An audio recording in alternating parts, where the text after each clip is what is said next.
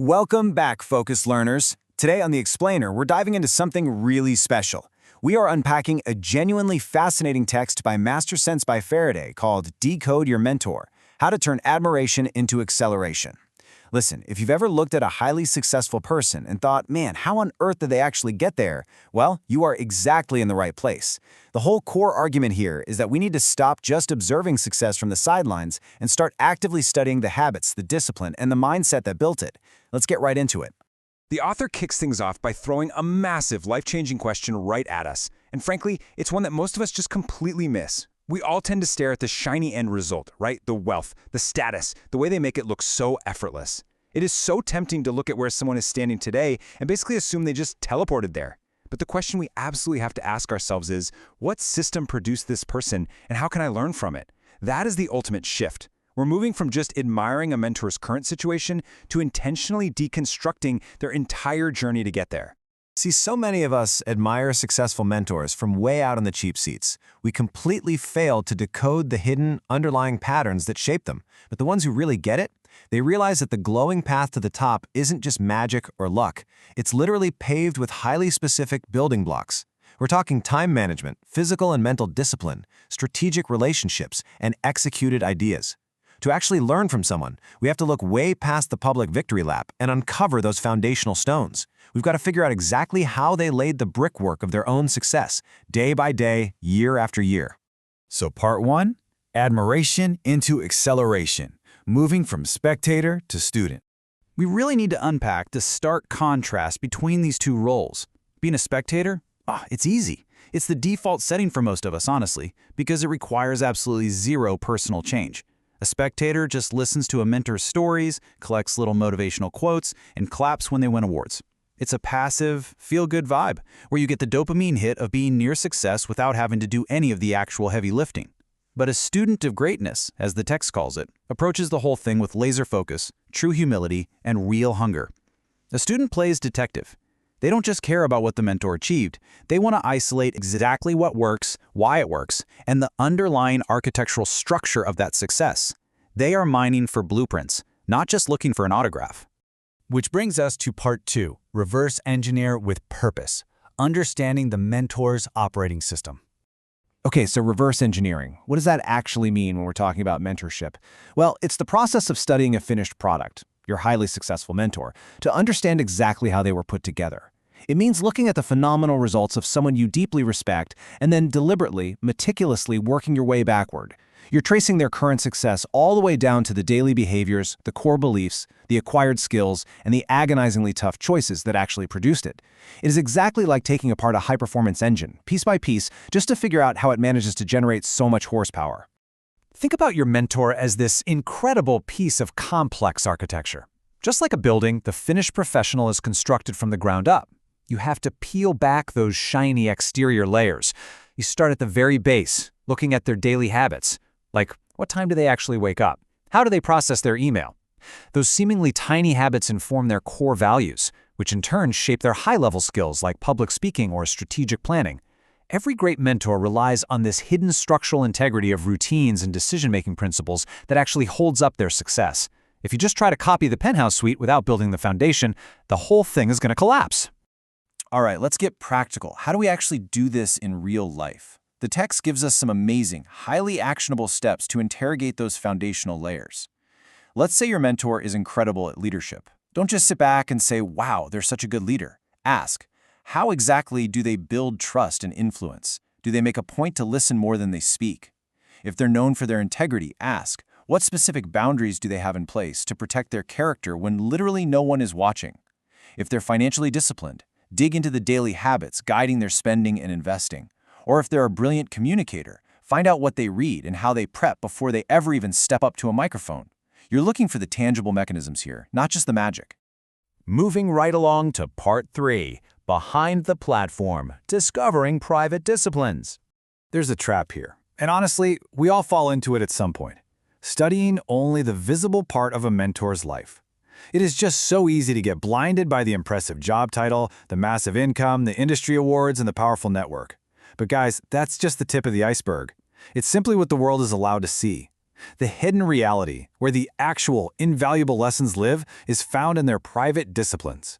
It's in the really painful sacrifices they made when absolutely no one was paying attention, and the agonizingly hard decisions they have to make when under immense pressure. If you're only chasing that visible success, you're basically chasing a mirage. It's the classic divide between public and private. On one side, you've got the brightly lit stage, the microphone, the highly visible platform of success. But pulling back the curtain reveals a much more gritty reality. It's the late-night studying, the quiet, repetitive preparation, the relentless, totally unglamorous hard work that rarely gets a round of applause. The text insists that to accelerate your own growth, you have to stop staring blindly at the stage and start seriously investigating what's happening backstage in your mentor's life. Because that backstage area, that's where the actual performance is built. To really get backstage, the author gives us a mandatory checklist of interrogation questions. Think of these as the tools you use to pry open their operating system.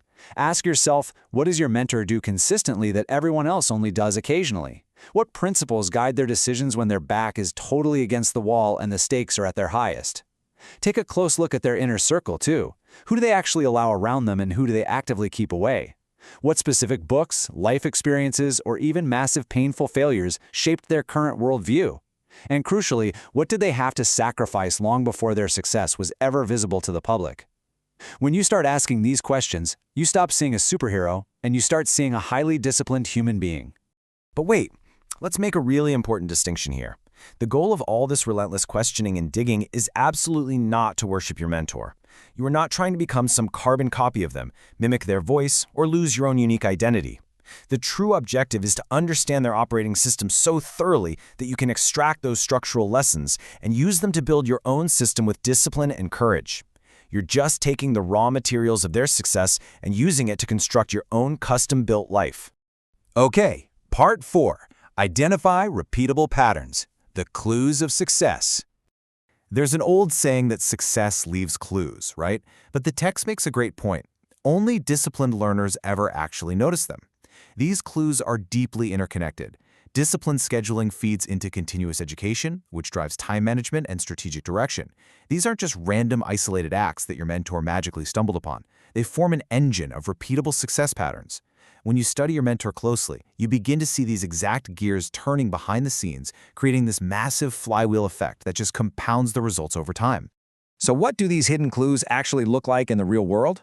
Well, sometimes the pattern is remarkably simple, like relentless punctuality or an obsessive level of preparation before everyday meetings. Often, though, it's deeper. It's maintaining total emotional control during a crisis when everyone else in the room is panicking, or showing strict financial restraint when everyone else in their industry is wildly overspending. It could be spiritual discipline, a fierce commitment to continuous learning, or the incredible foresight to build relationships years before they are ever even needed. These are the actionable patterns you've got to extract. They aren't glamorous by any means, but they are exactly what keeps the engine running. And this brings us to what might just be the absolute best takeaway from the entire text. Principles travel better than personality. When you study your mentor, you have to separate their distinct personality from their underlying principles. You might not share their exact temperament, You might be highly introverted while they're the life of the party. You probably don't have their background or possess their specific, powerful network. But their principles, those can be ported directly into your own life. You don't have to be loud to lead effectively if the principle of leadership is actually rooted in listening. Since principles travel so effortlessly, your ultimate step is to apply them consistently to unlock growth in your own unique context. You do not need your mentor's exact opportunities to succeed. If you take their core principles, their systems for building trust, maintaining unquestionable integrity, and showing up with daily discipline, and adapt them to your current situation, you will inevitably accelerate your own journey to the top. You're basically taking their playbook, but you're running the plays on your own field. So, to wrap up today's explainer, I've got a provocative question for you to chew on. Take a hard, honest look at how you treat the successful people in your life right now. Are you just sitting comfortably in the audience, applauding your mentor's performance? Or are you finally ready to step backstage, uncover those hidden disciplines, and reverse engineer your own success? The choice between being a spectator and a student is entirely up to you. Thanks so much for joining me on The Explainer, and keep learning. Welcome to the quiz section, Fastest Finger Edition.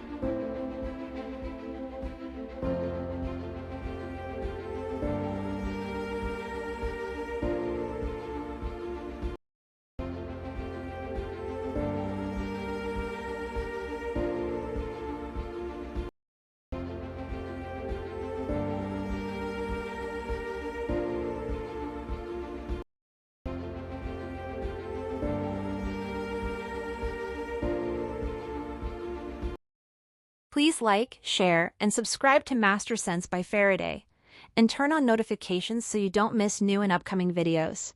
Drop a comment below and tell us what you'd like to see next. Welcome back to The Explainer. Today, we're diving into what I like to call a real masterclass on a topic that can completely accelerate your personal and professional trajectory. We're going to explore how to take that raw inspiration you get from a mentor and actually convert it into a concrete system of measurable personal transformation. We're pulling this incredible framework straight from the insights of Master Sense by Faraday, and I am absolutely thrilled to guide you through this today. But hey, before we get into the nuts and bolts, I've got to ask you a pretty direct question. Are you just admiring your mentor from a distance, or are you actually growing? It's a critical gap. You see, the people who grow the absolute fastest in their careers, their personal lives, their businesses, they aren't always the most naturally talented. Often, they're simply the most observant and the most teachable. They don't just stand there and clap for greatness. They study it, and they reverse engineer it. All right, so here's our blueprint for today. We're going to cover the power of mentor habits, wisdom on healthy mentorship, applying what you learn, the reverse engineering framework, and finally, adapting your mentor's path. Let's just dive right in. Starting off with part 1, the power of mentor habits, moving from principles to daily life. Okay, so the foundational idea here is that what makes your mentor successful isn't some sort of mysterious magic trick. It's actually rooted in repeatable, super simple habits that they practice with unyielding discipline over time. Think of it like this. A mentor passes down their hard-earned knowledge. They transfer the wisdom, shedding light on the path ahead. But you are the one sitting there with the blank page. You've got to take that light and translate it into your own daily disciplines. Because those daily habits, those are what will actually build your future. So let's look at the actual habits worth studying. Our source material outlines 10 key areas, and I want you to notice just how incredibly grounded they are. We're talking about things like daily learning, rigorous preparation, and strict time discipline. Look, great mentors don't wait for pressure before they prepare for an opportunity. They build relationships way before they actually need a favor. They exhibit calm decision-making when everything goes sideways, and they practice total integrity in private when literally no one is watching. They live these habits quietly, consistently, and without any fanfare. Moving on to part 2, wisdom on healthy mentorship, what a mentor truly provides. We need a bit of a paradigm shift here, because what a mentor truly provides might be a lot different than what you'd expect. True mentorship is never ever about your mentor trying to clone themselves. It's about awakening your own unique potential. As John C. Maxwell points out so well, a mentor's value isn't just acting like a vending machine for advice. Their real value lies in their vantage point. They have the ability to see ahead. They can help you navigate a course by spotting possibilities and dangers that are completely invisible to you in your current season. Oprah Winfrey really hits the nail on the head here. Healthy mentorship never creates this toxic dependence on the mentor. Instead, it holds up a mirror. It fosters your own courage, your confidence, your self-belief.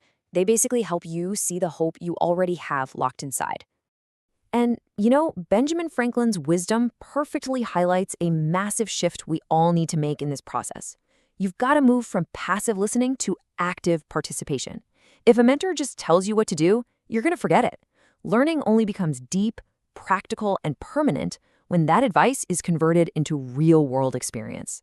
You have to roll up your sleeves and get involved. So the really crucial point here is captured beautifully by Steven Spielberg. A truly great mentor does not want to produce a clone. They want to help you discover your own voice, your own strengths, and your own specific assignment in life. You are absolutely not meant to become a photocopy of the person you admire. Which brings us to part 3, applying what you learn, turning observation into focused action. All right, this is the execution phase of our explainer. This is where the rubber meets the road. It's time to stop just clapping for their greatness from the sidelines and start putting these observations to work. Think of this process like planting a single seed that eventually grows into a massive tree. Do not try to copy everything your mentor does all at once. Seriously, that is a fast track to burnout. Choose just one habit at a time to plant that seed of momentum. Remember, small consistency always beats occasional intensity. Practicing a new habit for just 15 minutes a day, that will shape your identity far more powerfully than some exhausting, heroic effort you only manage once in a blue moon. To pull this off effectively, you've got to contrast vague intentions with actual, concrete actions. You can't just have abstract goals, saying, well, I'm going to become more disciplined. That's way too fuzzy. It doesn't tell you what to do when your alarm goes off in the morning. Instead, you need to ground it into a measurable habit. Something like, I will read for 20 minutes every morning, or I will prep my meeting notes the evening before. Now that is an actionable system. And once you've nailed down that specific habit, you absolutely have to track it. Keeping a simple checklist or a calendar keeps you honest. Tracking takes this whole reverse engineering concept out of the clouds and turns it into a continuous system of improvement right in your living room. Because at the end of every month, you can look back and ask yourself, what actually improved? What was a struggle? What do I need to tweak for next time? All right, part 4, the reverse engineering framework, a step-by-step system for success. So this is the core system of our explainer today. This is your repeatable, step-by-step process to translate any mentor's success directly into your own personal growth plan. Here's how the roadmap breaks down. 1. Define the specific area. 2. Observe their inputs. 3. Ask better questions. 4. Convert collected lessons into experiments. And 5. Adapt, don't imitate. Let's break these down real quick. Step 1. Define the specific area. You can't just study a mentor vaguely. You have to be incredibly precise in your observation. I mean, are you trying to learn their leadership style, how they balance family life, their technical skills, or maybe their personal discipline? When you have a clear, specific focus, your observation becomes incredibly sharp. Step 2 is observing their inputs. I love the funnel idea here. A mentor's results, those amazing outputs you admire so much, they are directly connected to what they repeatedly feed their mind and their schedule. So what are they reading? What do they prioritize every day? What do they actively avoid? If you want their outputs, you really have to investigate their inputs. Step 3 is all about unlocking those hidden doors by asking better questions. Because if you just walk up and ask, hey, how did you become successful? You're going to get a totally generic answer. Instead, you've got to ask about the specific habits that helped them in their early years. Ask about the mistakes that set them back, or what they wish they had known 5 years ago. Ask about the gritty weekly routines that keep them sharp. And that brings us to part 5, adapting your mentor's path, becoming your own version. Now, this next step is actually a pretty critical warning for this entire process. You are doing this to become your own best version. Mentorship is not some magic shortcut to let you avoid personal responsibility, and honestly, your mentor's path is not meant to be your prison. Step 4 of the framework is where you make this your own. Convert those lessons into measurable experiments.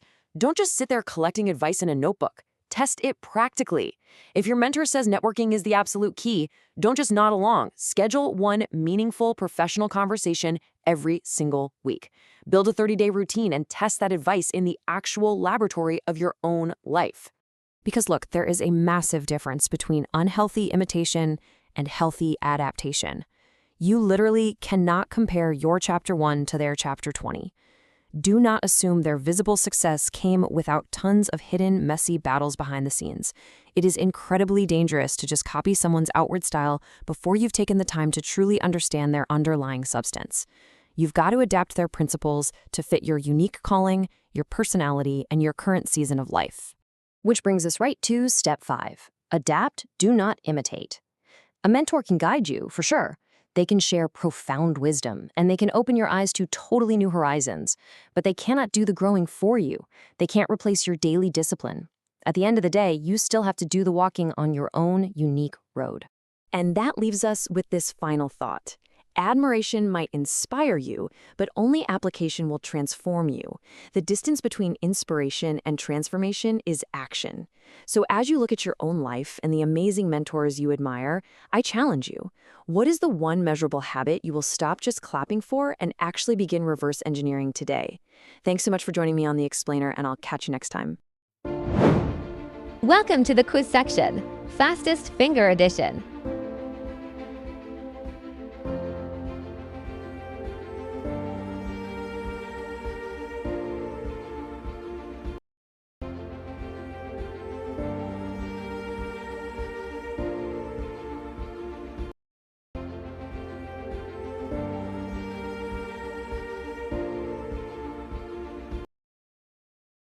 Please like, share, and subscribe to Master Sense by Faraday, and turn on notifications so you don't miss new and upcoming videos.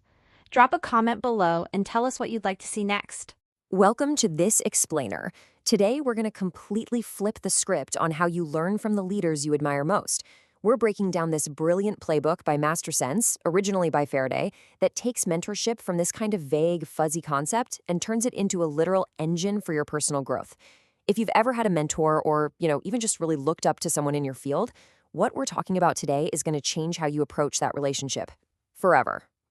So let's dive right in with a bit of a tough question. Are you just clapping for greatness, or are you actually reproducing it? I mean, it is so incredibly easy to just sit back and watch success happen, right? We read the biographies, we listen to the interviews, we applaud the folks who've made it to the top. But if you're merely watching success happen, man, you are completely missing out on the tools you need to actively build it yourself. And that brings us to this massive divide you have to cross: passive admiration versus active transformation. Now, admiration is a great starting point, for sure, because it inspires you. It gives you a vision of what's actually possible. But here's the thing: passive admiration won't change your life. Active observation and, more importantly, practical application, well, those are what actually equip you for real growth. You really have to make that mental shift from just being a fan to being a dedicated student. To help you make that shift, we're walking through a highly structured playbook today.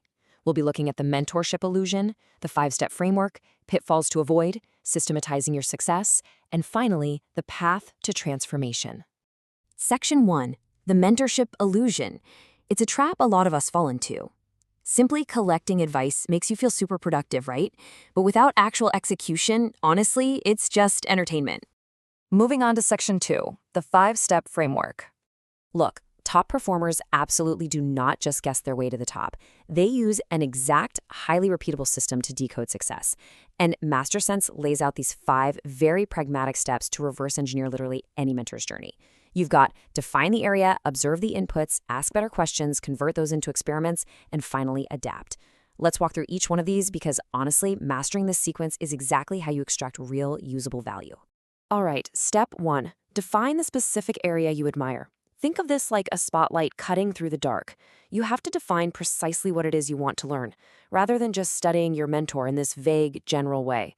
I mean, a mentor might be incredible at a dozen different things, but what do you need right now? Is it leadership, spiritual maturity, maybe entrepreneurship, or maybe it's just finding some family balance or personal discipline? Having that clarity acts like a laser focus. It helps you zero in on exactly what matters most for your current season.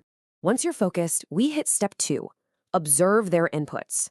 I want you to think of a mentor's success kind of like a giant funnel. Their outputs, the money, the status, the killer skills you admire, those are all a direct result of their daily inputs, because every output has an input. You need to really pay attention to what they repeatedly read, what they prioritize, and what they feed their mind. What do they study? Who are they spending their time with? A person's highly visible results are really just a lag measure of those hidden, quiet, daily inputs. Which takes us to step 3, ask better questions. Most people completely waste their time with mentors by asking this super vague question like, hey, how did you become successful?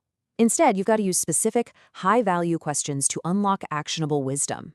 Ask them things like, what habits helped you most in your early years? What mistakes slowed you down? What do you wish you had understood way earlier? Or what do you do every single week to stay sharp? See, questions like these, they give you the actual blueprints, not just the highlight reel. And that leads us perfectly into step 4, convert lessons into experiments. This is where theory hits reality, guys. Do not just collect your mentor's advice, test it.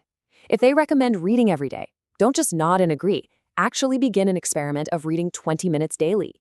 If they talk about the power of discipline, build one measurable routine and track it for 30 days. You really need to treat their advice as a hypothesis that you've got to prove in the laboratory of your own life. And then finally, we have step 5, adapt, do not imitate. Your mentor's path is not your prison. It gives you wisdom, sure, but it is not a photocopy of your destiny. You have got to adapt their principles to your own season, your unique personality, and your specific responsibilities. What worked perfectly for them in their context, well, it might need a slight adjustment to work for you in yours. All right, section 3, pitfalls to avoid. Because as incredibly powerful as this reverse engineering process is, there is absolutely a dark side if you apply it incorrectly. You have to avoid 3 massive traps: comparison, obsession, and imitation. Reverse engineering gets totally toxic when you use mentorship as a shortcut to dodge your own personal responsibility and your own required discipline. A mentor can guide you, for sure, but they cannot replace your hard work. They can open your eyes, but at the end of the day, you still have to walk the road yourself. Just consider this profound quote. Do not compare your chapter 1 with someone else's chapter 20. Unless your mentor is literally a superhero, their highly visible success came with years of hidden, grueling battles. So don't obsess over their finish line when you are just lacing up your shoes. And most importantly, never, ever copy their style before you've taken the time to truly understand their substance. Moving on to Section 4, Systematizing Your Success. So let's explore why we even go through all this disciplined effort to define, observe, and experiment. We do this because true success is a system. It's not some magic mystery. When you systematize how you learn, the benefits are just huge. It drastically reduces guesswork, it gives you direct access to tested wisdom, and it helps you bypass completely avoidable mistakes. The people who grow the absolute fastest aren't just naturally talented. No, they are the most observant, teachable, and disciplined at applying what they learn. They take that fleeting spark of inspiration and turn it into deliberate, systematic transformation. Which brings us to Section 5, the path to transformation. I really want to let this simple truth sink in for a second. The distance between inspiration and transformation is action. Admiration is great, but observation equips you. Advice might encourage you, but it is the physical, daily application of that advice that actually transforms you. Without action, you don't have a plan. You just have a notebook full of really good ideas. To wrap up this explainer, I want to leave you with a very direct challenge. What is one single habit from your mentor that you are going to experiment with today? Not tomorrow, today. Which habit will you put to the test right now so you can rise with discipline, humility, and purpose? Honestly, don't wait. Pick just one thing, reverse engineer it, and start building your own greatness today. Welcome to the quiz section, Fastest Finger Edition.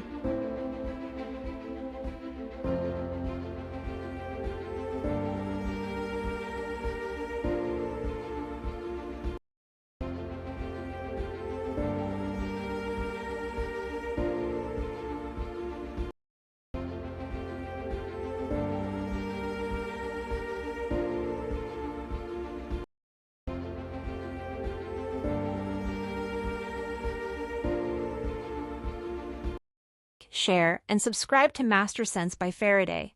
And turn on notifications so you don't miss new and upcoming videos. Drop a comment below and tell us what you'd like to see next.